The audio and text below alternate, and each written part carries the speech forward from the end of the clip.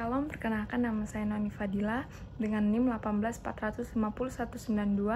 Di sini saya akan menjelaskan mengenai peralihan hak atas tanah melalui pemasukan tanah dan bangunan menjadi setoran modal perseoran atau disebut inbreng. Inbreng adalah istilah dari bahasa Belanda yang berarti penyetoran modal yang dilakukan tidak dalam bentuk uang tunai, melainkan dalam bentuk barang atau harta. Inbreng tanah jadi setoran modal secara aturan. Penyerahan tanah merupakan objek PPN sehingga dianggap terjadi penjualan atas tanah yang kemudian disetor menjadi modal perseoran. Atau perseoran bisa dianggap pembeli tanah dan bangunan dalam waktu bersamaan. Ada setoran modal dari salah satu pemegang saham, jadi pemegang saham yang ingin menyertakan aset non tunainya ke dalam perusahaan sebagai bentuk investasi. Proses penyertaan aset non tunai ini disebut dengan inbreng tersebut, yang berupa contoh tanah dan bangunan maupun milik atas satuan rumah susun.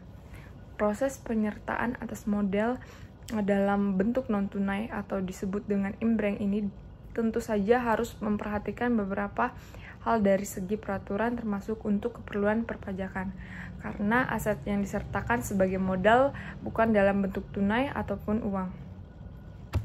Maka aset ini harus dilakukan penilaian dari jasa pemilihan proporsional dan independen, di mana cara penilaian penyertaan modal yang berupa tanah dan bangunan maupun satuan rumah susun ini harus dinilai didasarkan pada nilai wajar dan disesuaikan dengan nilai pasar.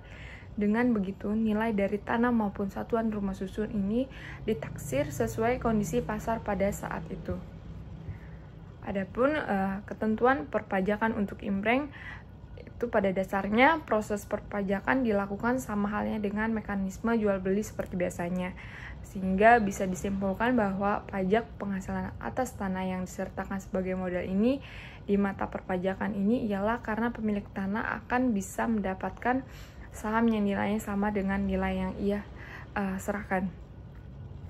Adapun cara untuk melakukan proses inbreng, karena penyertaan modal atas tanah maupun rumah susun ini harus sah dan legal di mata hukum, dengan memasukkan tanah dan bangunan maupun rumah susun sebagai penyertaan modal perusahaan, itu artinya aset pribadi tersebut sudah terpenuhi sehingga menjadi kekayaan milik perusahaan. Penyertaan modal non tunai ini bisa disertakan bersamaan dengan Anda melakukan pendirian perusahaan, tetapi dalam hal PT masih dalam proses pengesahan. Bisa ditanyakan selanjutnya ke notaris sampai di mana proses pendaftaran pada sistem administrasi badan hukum pada Kementerian Hukum dan HAM. Jika sudah dalam posisi tidak keberatan, Menteri sebaiknya menunggu SK Menteri keluar, baru dikeluarkannya RUPS untuk mengubah anggaran dasar dan pelaksanaan inbreng atas aset-aset yang dimaksud. Karena jika dilakukan di tengah jalan akan menghambat proses SK Menteri, namun jika masih dalam proses entry data atau D1 bisa dilakukan permohonan pembuatan akta perubahan atau perbaikan yang mengubah tentang setoran modal yang dimaksud.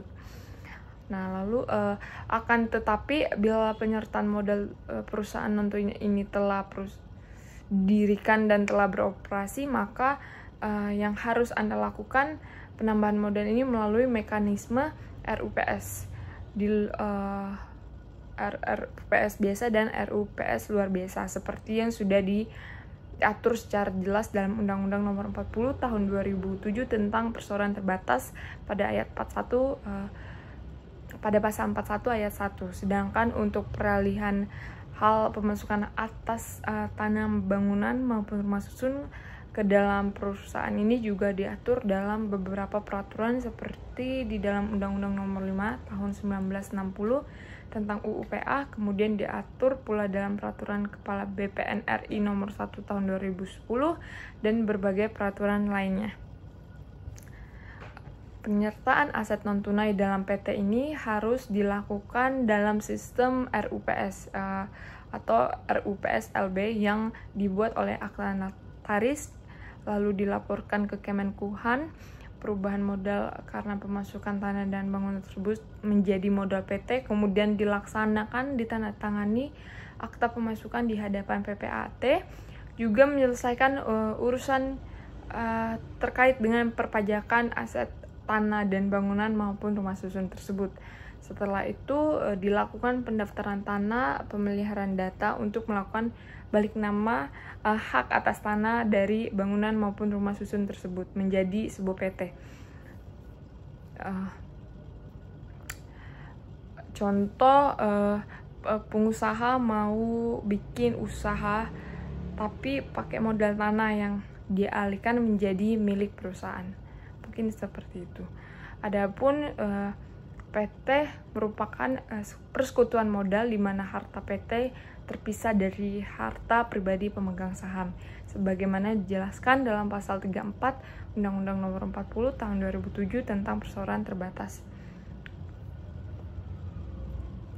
Dari penjelasan saya, kesimpulan yang dapat diambil bahwa pemegang saham menyetorkan modal dalam bentuk aset pribadinya ke dalam harta kekayaan PT. Maka hal tersebut harus diperhitungkan dengan sejumlah saham. Perbuatan hukum yang dimaksud disebut sebagai imbreng atas setoran berupa aset dimaksud. Selanjutnya harus dilanjutkan balik nama dari semula atas nama pemegang saham jadi ke atas nama PT. Mungkin sekian dari penjelasan saya. Kurang lebihnya mohon maaf. Sekian dan terima kasih.